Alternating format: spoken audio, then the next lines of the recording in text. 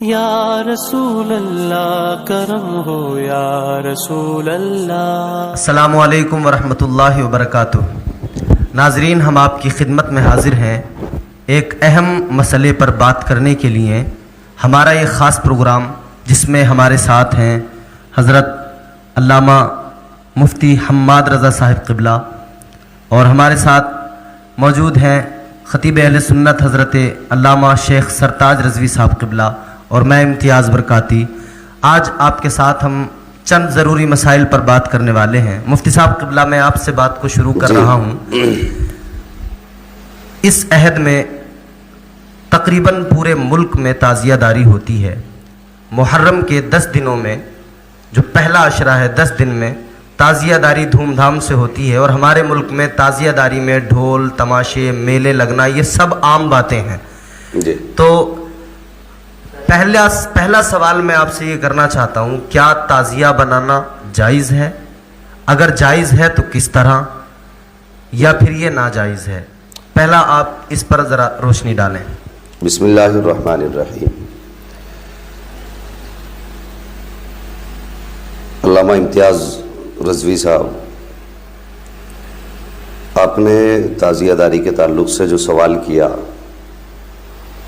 تو یہ بات تو قریب اکثر علماء اہل سنت نے اپنے فتاویٰ میں اس کو ذکر بھی کیا ہے کہ مروجہ تعزیہ داری حرام ہے،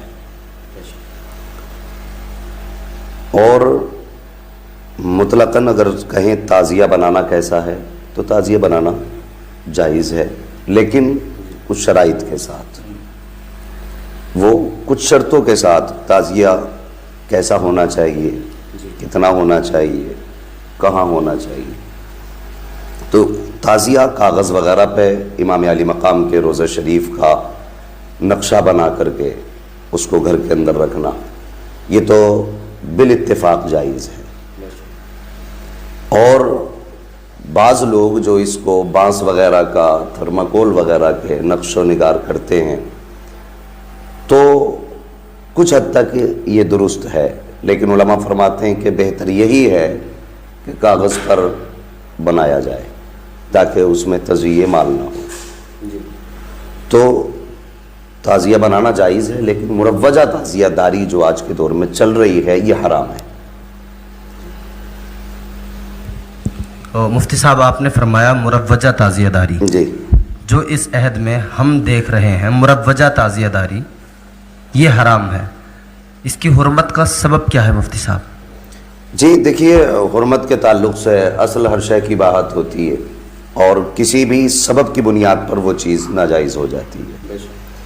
تعزیہ ہم نے کہا بنانا جائز ہے، ٹھیک ہے، لیکن اب اس کے اندر جو یہ دنیاوی خرافات آ گئیں، تماشے میلے، 54 فٹ 50 فٹ کے تعزیے بنا لینا، اور 110 فٹ کے، ان کے لیے کہیں پہ درخت کاٹے جاتے ہیں، کہیں پر چبوترے کھودے جاتے ہیں، کہیں پہ لائن کاٹی جاتی ہے۔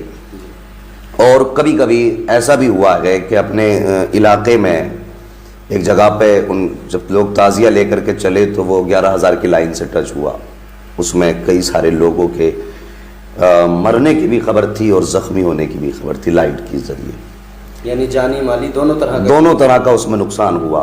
اور کبھی کبھار ایسا ہوتا ہے کہ اکثر یہ تعزیہ بنانے والے، لے کے جانے والے، شور مچانے والے آپس میں لڑ جاتے ہیں، ایک دوسرے کے دست و گریباں ہو جاتے ہیں، اور یہاں تک کہ چوٹ اور زخم ہوتے ہیں، اور یہاں تک کہ جان تک کا نقصان اس کے ذریعے بھی ہو جاتا، اور یہ فتنے پھیلتے ہیں۔ ایک خرابی۔ دوسری خرابی یہ ہے تضییع وقت ہے، وقت کو ضائع کرنا۔ تیسری خرابی تضییع مال ہے، مال کو ضائع کرنا ہے۔ چوتھی خرابی یہ تماشے، باجے گاجے، اور بلا تفریق مرد و زنان، سارے لوگ میلوں میں بھیڑ میں اکٹھا ہوتے ہیں، یہ سارے لوگ اکٹھا ہوتے ہیں، تو اس کی بنیاد پر اور بھی بہت سارے ایسے کام ہیں جس کی بنیاد پر یہ تعزیہ داری کو حرمت کا حکم ہے کہ یہ حرام ہے۔ حضرت علامہ سرتاج رضوی صاحب قبلہ، جس طرح سے مفتی صاحب نے فرمایا کہ مروجہ تعزیہ داری، اس میں وقت کی بھی بربادی ہے، پیسے کی بھی بربادی ہے۔ ظاہر ہے لاکھوں روپیہ تعزیہ داری کے نام پر خرچ ہو جاتا ہے، جبکہ اگر وہ تعزیہ داری صحیح طرح سے کی جائے جس طرح سے اس کی اجازت ہے تب پھر کوئی قباحت نہیں۔ تو یہ فضول خرچی بھی ہے کہیں نہ کہیں پر۔ فضول خرچی کے حوالے سے یا اس میں ڈھول تاشے جو بجائے جاتے ہیں اس حوالے سے آپ ذرا سی وضاحت فرمائیے۔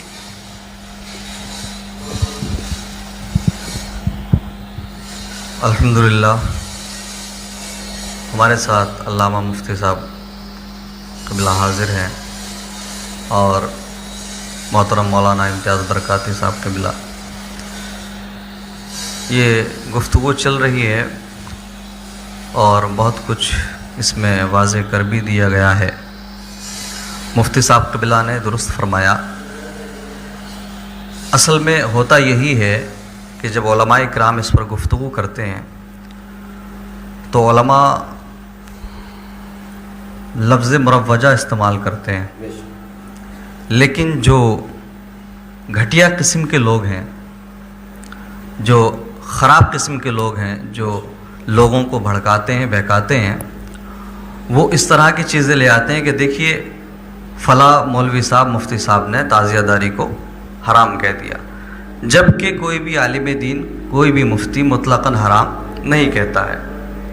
مفتی صاحب قبلہ نے جو وضاحت فرمائی کہ مروجہ تعزیہ داری کو حرام کہا جاتا ہے اور کیوں حرام کہا جاتا ہے، اس کی وجوہات سامنے ہیں۔ بے شک جیسے آپ فرما رہے تھے مفتی صاحب قبلہ کہ بسا اوقات لڑ بھی جاتے ہیں، یہ بالکل سچ بات ہے، حقیقت ہے۔ ہمارے خود علاقے میں اس طرح کے معاملات پیش آئے ہیں کہ جب تعزیہ سارے تعزیے ایک جگہ پر لا کر کے رکھ دیے جاتے ہیں اور جو بزرگ لوگ ہوتے ہیں، عمر دراز لوگ ہوتے ہیں، وہ کھڑے ہوتے ہیں اور کھڑے ہونے کے بعد میں پھر وہ کمپیریزن ہوتا ہے، مقابلہ ہوتا ہے کہ بھئی تیرا اچھا یا میرا اچھا۔ اور عام طور پر کہوں، عام زبان میں تو یہ ہوتا ہے کہ بھئی میرا جیتا کہ تیرا جیتا، تیرا ہار گیا میرا جیت گیا۔ تو اسی کھینچ تان میں اکثر ایسا ہوتا ہے کہ لٹ چل جاتے ہیں اور لوگ زخمی بھی ہو جاتے ہیں۔ پھر ایک چیز اور، اب اس سے ایک اگلا چیپٹر اور ہے کہ جب اناؤنسمنٹ کر دیا جاتا ہے، جو خرافاتی لوگ کھڑے ہوتے ہیں کمپیئر کرنے کے لیے کس کا اچھا کس کا کیسا ہے، تو وہ جب فائنل فیصلہ دیتے ہیں کہ صاحب فلاں کا جیت گیا، تو اس کے بعد میں ہم نے یہاں تک دیکھا ہے کہ پھر جو نوجوان طبقہ ہے، جو نوجوان ہیں، تو وہ شرٹ نکال کر کے اور ڈی جے چلا کر کے پھر ہم نے ڈانس کرتے تک دیکھا ہے۔ اللہ اکبر کبیرہ۔ تو امام عالی مقام کے نام پر ڈانس کرنا، جھگڑے کرنا، ڈھول تاشے بجانا اور اس کے ساتھ ساتھ مطلب جو ہے عورتوں کا اور مردوں کا ایک ساتھ اکٹھے ہونا، یہ کیسے مطلب جو ہے جائز ہو سکتا ہے؟ اسی لیے جو ہے کہا جاتا ہے مروجہ تعزیہ داری حرام ہے۔ یہ ساری چیزیں اس میں آ جاتی ہیں۔ درست فرمایا آپ نے حضرت جی۔ لیکن میں یہاں پر ایک چیز اور شامل کرنا چاہتا ہوں۔ ایک چیز اور مجھے یہاں پہ شامل کرنی ہے اور آپ دونوں حضرات ہیں، اس پر بھی ذرا سی وضاحت کیجیے۔ ہمارے یہاں بعض لوگوں کی ایک تنقید ہے اور بڑی زبردست طریقے سے وہ کرتے ہیں۔ ان کا اعتراض پورے ملک میں اس طرح کے لوگ ہیں جو اس فکر کو پال رہے ہیں، یہ فکر پنپ بھی رہی ہے اور اس کو وہ آگے فروغ بھی دے رہے ہیں۔ وہ کہتے ہیں کہ تعزیہ داری حرام نہیں، در حقیقت تعزیہ داری کو اعلیٰ حضرت نے حرام کر دیا۔ لوگوں کا یہ بھی کہنا ہے کہ تعزیہ داری اعلیٰ حضرت نے اس کو حرام کر دیا۔ تو آپ دونوں حضرات اس پر وضاحت فرمائیں، کیا تعزیہ داری کو حضور اعلیٰ حضرت نے حرام کیا؟ یہ واقعی جو آپ نے اسباب بیان کیے اس کے سبب ہے؟ اصل بات یہ ہے کہ لوگ سیدی سرکار اعلیٰ حضرت کے تصنیفی کارناموں سے دور ہیں، اور ہمارے ہندوستان میں افواہوں کا زیادہ چرچا رہتا ہے، اور اگر کوئی کہہ دے کوا ناک لے گیا تو سب لوگ کوے کے پیچھے ہو جاتے ہیں، یہ نہیں دیکھتے ناک ہے کہ نہیں ہے۔ یہ ہمارے ہندوستان کا مقدر ہے، کیونکہ خاص کر ہماری قوم تعلیم سے بہت دور ہے۔ ہم نے بہار اردو کے 4-5 حصے پڑھ لیے اور پھر خود کو ہم اعلیٰ حضرت سمجھ بیٹھتے ہیں، یہ سوچتے ہیں کہ صاحب ہم نے اب سب کچھ سیکھ لیا، اردو آ گئی ہمیں تو سب کچھ آ گیا۔ سیدی سرکار اعلیٰ حضرت کو اگر پڑھا جائے تو اگر یہ جو لوگ ڈھول تاشے والے اپنے آپ کو سمجھتے ہیں کہ ہم حسینی ہیں اور ہم ہی حسینی ہیں، اگر ان کا یہ خیال ہے تو ان کا پانی اتر جائے گا اگر اعلیٰ حضرت کو قریب سے پڑھ لیں تو. ان سے بڑا عاشق اہل بیت اطہار کا میں سمجھتا ہوں کہ ان کے دور میں مشکل سے نظر آتا، اگر ہوگا بھی کہیں تو نظر نہیں آیا. اور کمال ادب دیکھیے ان کا اور احترام دیکھیے. تیری نسل پاک میں بچہ بچہ نور کا، تو ہے عین نور تیرا سب گھرانہ نور کا. کیا بات رضا اس چمنستان کرم کی، زہرا ہے کلی جس میں حسین اور حسن پھول. یہ جو اعلیٰ حضرت کے خلاف بھونکنے والے کتے ہیں نا، یہ تو ان کے یوں سمجھیے کہ خاک پاک کے قرب و جوار تک بھی نہیں پہنچ سکتے. سیدی سرکار اعلیٰ حضرت نے قلم اتنی احتیاط سے چلایا علامہ صاحب کہ آپ فرماتے ہیں کہ مروجہ تعزیہ داری حرام ہے. آپ نے مروجہ تعزیہ داری کو، اسی بدماشی کو جو آج سماج میں ہے، یہ ڈھول بجانا، تاشے بجانا، تعزیے کے آگے ڈھول بجاتے ہوئے چلنا، اور اس کے ساتھ جو علاوہ اس کے بھی خرافاتیں ہیں، ہاں بے حیائیاں ہیں. میں کیا کیا بیان کروں کہ حیا اور ادب زبان کو تھامے ہوئے ہے. جو بدتمیزیاں آج اس تماشے میں ہو رہی ہیں، امام کے نام پر اتنی ساری خرافاتیں. غور کرنے والی بات یہ، اعلیٰ حضرت نے کیا برا کہا ہے؟ اعلیٰ حضرت نے یہی تو کہا ہے کہ محرم کے دنوں میں کیا کبھی ڈھول مت بجاؤ. اعلیٰ حضرت نے مزامیر ہی کو تو منع کیا، کیا غلط کیا؟ اعلیٰ حضرت نے تعزیے کو کندھوں پہ اٹھا کے بھاگنے ہی کو تو منع کیا، کیا غلط کیا؟ اعلیٰ حضرت نے یہی تو کہا کہ مرد اور عورت ایک جگہ میلے میں اکٹھے ہو کر کے اسلام کو بدنام نہ کرو، کیا غلط کیا اعلیٰ حضرت نے؟ اسی کو اعلیٰ حضرت نے فرمایا مروجہ تعزیہ داری حرام ہے. تو لوگوں کو چڑے سیدی سرکار اعلیٰ حضرت سے، ان کی حقیقت کو چھپانا چاہتے ہیں. وہ کہتے ہیں جائز ہے تعزیہ بنانا، لیکن ایسے جو اسلام کی حد سے باہر نہ ہو. یہ تو ایک کھیل بنا دیا لوگوں نے. کیا تمہیں نہیں لگتا کہ ایک محرم کی 10 تاریخ کو ایک تہوار مانا جاتا ہے؟ ایک تہوار اس کو بنا دیا. کھیل تماشے ہوتے ہیں، لاٹھی ڈنڈے ہوتے ہیں، کون سا کھیل نہیں ہوتا؟ اور اس کے بارے میں قرآن و حدیث میں بہت ساری ایسی آیات و روایات ہیں جن سے ان کی حرمت پہ دلیل موجود ہے. جو بے وقوف یہ کہتے ہیں قرآن و حدیث سے ثابت کرو، انہیں یہ نہیں دکھتا ہے کہ اعلیٰ حضرت نے جو اس کو مروجہ کو حرام فرمایا، کیوں فرمایا؟ یہ خرافاتوں پہ آپ غور کریں. اب وہ لوگ جو اولاً بات کریں، سب سے پہلے جو کہا جاتا ہے کہ قرآن و حدیث سے، یہ دیکھیے تعزیہ بنایا آپ نے، اس میں کتنے لاکھوں روپے کا خرچ ہوتا ہے. اور پھر اس کو بنانے کے بعد کھڑا کیا، اور کھڑا کرنے کے بعد جناب نے پھر کیا کیا؟ کچھ دن کے بعد لے جا کر کے اس کو پھینک دیا لے جا کر کے. یہ تزیہ مال ہے، یہ تزیہ مال ہے. اور اس کے لیے قرآن میں فرمایا گیا ان المبذرین کانوا اخوان الشیاطین. فضول خرچی کرنے والے یہ شیطان کے بھائی ہیں. یہ پہلی دلیل اس پر ہو گئی. دوسری خرابی یہ دیکھیے، جن لوگوں نے کھیل کو، دین کو کھیل بنا دیا، ان کے لیے قرآن میں صراحتاً فرمایا گیا. فرمایا قرآن پاک میں الذین اتخذوا دینہم لہوا ولعبا وغرتہم الحیاۃ الدنیا. جن لوگوں نے اپنے دین کو کھیل تماشا بنا لیا اور دنیا کی زندگی نے انہیں دھوکے میں ڈال دیا. یہ ان لوگوں کے لیے ہے جنہوں نے دین کو کھیل بنایا. اب ان کے لیے حکم کیا ہے قرآن پاک کے اندر؟ یہ پارہ نمبر 8 ہے، رکوع نمبر 13 کی آیت کریمہ ہے جو میں نے پڑھی. اب پارہ نمبر 7 میں قرآن پاک میں فرمایا گیا، رکوع نمبر 14 پر ہے وَذَرَ الَّذِينَ اتَّخَذُوا دِينَهُمْ لَعِبًا وَلَهْوًا وَغَرَّتْهُمُ الْحَيَاةُ. یہ فرمایا گیا 7ویں پارے میں. اور ان لوگوں سے دور رہو جنہوں نے اپنے دین کو تماشا بنا لیا. ان لوگوں سے دور رہنے کا حکم ہمیں دیا گیا کہ جنہوں نے دین کو تماشا بنا لیا اور انہیں دنیا کی زندگی نے دھوکے میں ڈال دیا ہے. یہ صراحتاً قرآن میں فرمایا گیا ہے. جنہوں نے تماشا بنایا وہ کون لوگ ہیں، اور پھر جنہوں نے تماشا بنایا ان کے لیے حکم کیا فرمایا گیا؟ ان سے دور رہو. یہ قرآن پاک سے ثابت ہے. تو یہ ایک تماشا ہے، اس لیے اعلیٰ حضرت نے اس مروجہ کو حرام فرمایا. دوسری بات اس کے اندر ڈھول پہ آ جائیے. اور اس میں کچھ لوگ ایسے بھی ہیں ہمارے بیچ میں جو ان غلط کاموں سے روکتے ہیں. تو روکنے والوں کو لوگ کہتے ہیں کہ یہ سنی نہیں ہے. یہ بات کہی جاتی ہے. اگر کوئی کہے بھائی یہ تماشے بند کرو، اس سے ہمارے مذہب کو نقصان ہو رہا ہے، تو وہ کہتے ہیں نہیں یہ سنی نہیں ہے، یہ اس کی سنیت سے انکار کر بیٹھتے ہیں. اب غور کرنے والی بات ہے، اس کے ایمان پر ہی حرف آ جاتا ہے. جی جی، اس کے ایمان پہ ہی لوگ انگلی اٹھا دیتے ہیں. فضول باتوں سے کوئی بندہ منع کرے تو اس کے ایمان پہ انگلی لوگ اٹھاتے ہیں. اب دیکھیے قرآن اعلان فرماتا ہے ایسے لوگوں کی تائید میں. قرآن نے فرمایا والذین هم عن اللغو معرضون، بے شک وہ لوگ جو فضول باتوں سے روکنے والے ہوتے ہیں یہ ایمان والوں کی علامت قرآن نے فرمائی. یہ ان کی ایک نشانی ہے ایمان والوں کی، یہ اہل ایمان کی علامت اور وصف ہے کہ وہ خرافات سے، واہیات سے، فضول باتوں سے، تماشوں سے لوگوں کو روکتے ہیں. یہ ایمان کی نشانی ہے. تو جو ایسا کرتے ہیں لوگ انہیں سنیت سے خارج اور ان کے ایمان پہ لوگ انگلی اٹھاتے ہیں، ایسے لوگوں کو غور کرنا چاہیے.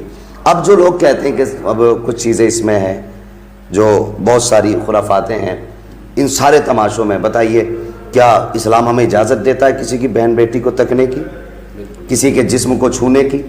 ہمارا مذہب تو ہمیں بازار تک میں غیر محتاط ہو کر جانے کی اجازت نہیں دیتا، پھر تماشوں میں اکٹھا ہو کر کے ناچ کود دیکھنے کی اجازت کیسے دے سکتا ہے؟ تو یہ ساری چیزیں ایسی ہیں جو محرم کے موقع پر تعزیہ داری کو حرام کرتی ہیں.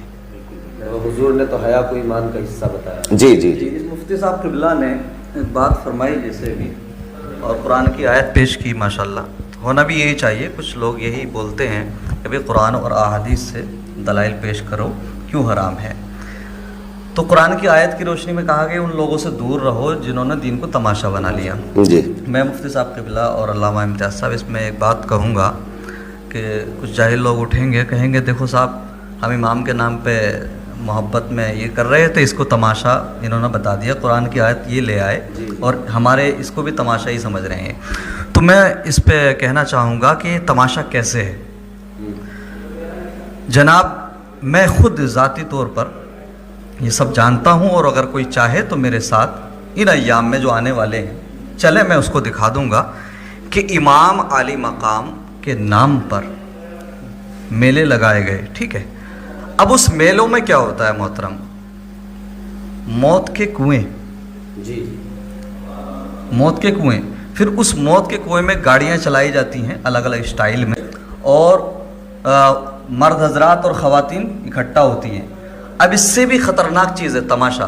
دیکھیں آپ، ہم نے یہاں تک بھی دیکھا ہے کہ امام عالی مقام کے نام پر تعزیہ داری ہو رہی ہے، اور وہاں پہ تعزیے رکھے گئے ہیں جو انہوں نے بنائے، اور وہاں پہ میلے لگے ہوئے ہیں. اب اس میلے میں جو امام عالی مقام کے نام پر انہوں نے لگایا، اس میلے میں ہم نے ناچ گانے تک کے معاملات دیکھے. سمجھے؟ درست ہے. یعنی ناچ گانے کی جو عام زبان میں بولتے ہیں کہ جو پارٹیاں رہتی ہیں وہ بھی آ کر کے وہاں پہ لگائے، ان کے خیمے لگے ہوتے ہیں. اور اب تو یہ نیا شروع کر دیا لوگوں نے کہ وہ شیخ چلی جو ہے اس کو لوگ بلانے لگے ہیں. جی جی جی.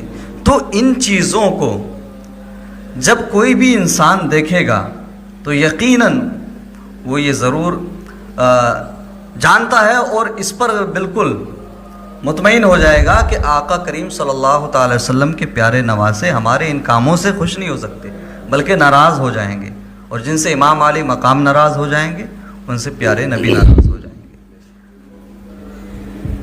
ماشاءاللہ تمام باتوں پر بہت اچھی طرح سے روشنی ڈالی گئی اور بہت اچھی طرح سے وضاحت کی. ہمارے مفتی صاحب قبلہ نے بھی، علامہ شیخ سرتاج صاحب قبلہ نے بھی. ڈھول کے حوالے سے مفتی صاحب قبلہ اور ذرا سی وضاحت آپ، کوئی اس کی حرمت میں کوئی حدیث اگر ہو تو آپ. ڈھول وغیرہ جو لوگ بجاتے ہیں بڑی طبیعت سے، مزامیر جو ہے اس پر آپ وہ ذرا سی وضاحت درکار ہے حضور.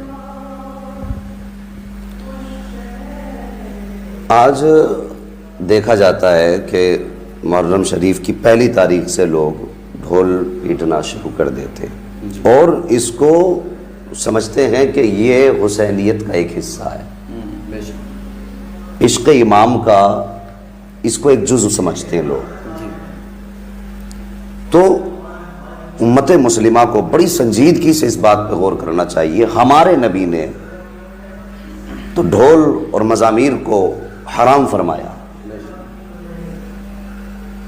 تو جب نبی نے حرام فرما دیا اس کو تو یہ کیسے درست ہو سکتا ہے؟ اور شہادت امام اور فکر امام دو چیزیں. شہادت امام، فکر امام، وہ شہید ہوئے، ان کے مزارات ہیں، وہ مزارات میں موجود ہیں. ہمارا ایمان قرآن کے فرمان کے مطابق کہ وہ زندہ ہے آج بھی. وہ جنگ تو کربلا میں ختم ہو گئی تھی، بظاہر جنگ کربلا میں ختم ہو گئی، لیکن وہ فکر قیامت تک باقی رہے گی۔ میرے امام کی جو جنگ تھی وہ انسان اور انسانیت سے نہیں تھی، ان کی جنگ فسق سے تھی، گناہ سے تھی، جرم سے تھی، ان کی جنگ پاپ سے تھی، ہر اس عمل سے تھی جو ان کے نانا کی شریعت کے خلاف تھا۔ ان کی یہ جنگ تھی اس عمل سے جو مصطفیٰ کے دین کے خلاف تھا، اور ان کی یہ جنگ صبح قیامت تک رہے گی۔ ہر اس عمل سے ان کی جنگ ہے آج بھی جو مصطفیٰ کے دین کے خلاف ہے، جو ان کے دین کے، نانا کے دین کے منافی ہے۔ وہ کسی بھی قیمت پر امام اس سے سمجھوتا نہیں کر سکتے۔ اب چونکہ ڈھول کو بھی میرے نبی نے حرام فرمایا، کوئی ایک بھی ڈھول بجانے والا یہ ثابت کر دے کہ خیمہ حسین میں ایک لنگڑیا بھی بجی، ڈھول تو بڑی بات ہے، طبلہ بھی بجاؤ، ان کی تاریخ پڑھیے، ان کے خیمے میں قرآن پڑھا گیا، ان کے خیموں میں اذانیں پڑھی گئی، ان کے خیموں میں سجدے کیے گئے، وہ پیاسے تھے لیکن انہوں نے رب کو نہیں چھوڑا، اس کے ذکر کو نہیں چھوڑا۔ اب یہ جو ڈھول بجاتے ہیں بدبختہ، کمینہ، ظالمہ، یہ جو ڈھول بجاتے ہیں، حد صرف ڈھول تک نہیں، یہ شرابیں پی پی کے بجاتے ہیں۔ ایسا ہی ہو رہا ہے۔ جو نجس ہے اسے تم نے ہونٹوں سے لگا لیا اور پھر کام ٹوٹل یزیدوں والا کرتے ہو، تو تمہیں حسینی کہلانے کا حق کس نے دیا؟ تم بدنام کرتے ہو ہمارے امام کو۔ ایسے بدبخت جو ڈھول تماشے کرتے ہیں وہ بدنام کرتے ہیں امام علی مقام کو، بلکہ وہ یزیدی ہے، خود فطرت میں یزیدی ہے۔ یہ کام یزید نے کیا تھا، حسین نے نہیں کیا تھا۔ ان کی شہادت کے جشن میں ڈھول بجوایا گیا تھا، تم کیوں بجاتے ہو؟ کیا اصل ہے تمہارے پاس اس کی؟ شرم نہیں آتی؟ غور کرنے والی بات ہے۔ میرے نبی نے فرمایا، جو مشکات شریف کی حدیث ہے اور اس کے صفحہ نمبر 318 پر یہ حدیث میرے سرکار کی موجود ہے، فرمایا کہ اللہ نے مجھے حکم دیا ہے ڈھول اور مزامیر کو مٹانے کا۔ میں مٹانے کے لیے آیا ہوں، حضور مٹانے کے لیے آئے، ان کی امت ان کے نواسے کی شہادت کے دن بجائے۔ کون سا منہ دکھائیں گے ہم مصطفیٰ کو؟ کون سا منہ دکھائیں گے ہم اپنے امام کو؟ تو یہ سراسر بالکل یزیدی فعل ہے، اس کا اہل سنت سے اور سنیوں سے کوئی لینا دینا نہیں۔ یہ خرافاتیں ان یزید کی اولاد سے ہندوستان تک پہنچی ہیں کہ جو بہت دور بیٹھ کر کے اور یہ اپنے چالے چل رہے ہیں۔ میں اتنا ہی کہنا چاہوں گا، مفتی صاحب قبلہ نے بہت اچھے طریقے سے وضاحت فرمائی کہ بھئی امام علی مقام کے نام پر آپ سبیل لگاؤ، شربت پلاؤ ادب کے ساتھ، اس میں بے ادبی نہیں ہونا چاہیے۔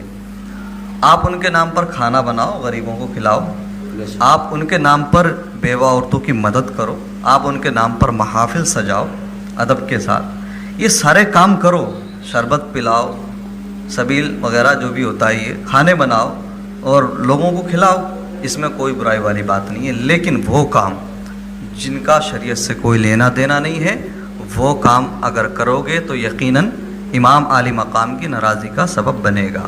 اور امام علی مقام کا یہی میسج تھا جو مفتی صاحب قبلہ نے فرمایا، ایک فکر دی۔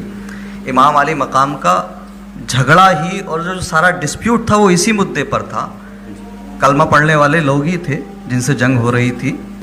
تو امام علی مقام کا جو نظریہ تھا وہ یہی تھا کہ تمہیں چاہے جس سچویشن میں بھی رہنا پڑے رہنا، چاہے جو کرنا پڑ جائے، چاہے جتنی قربانیاں دینا پڑ جائیں، لیکن آقا کریم صلی اللہ تعالی علیہ وسلم کی شریعت پر آنچ نہ آنے دینا۔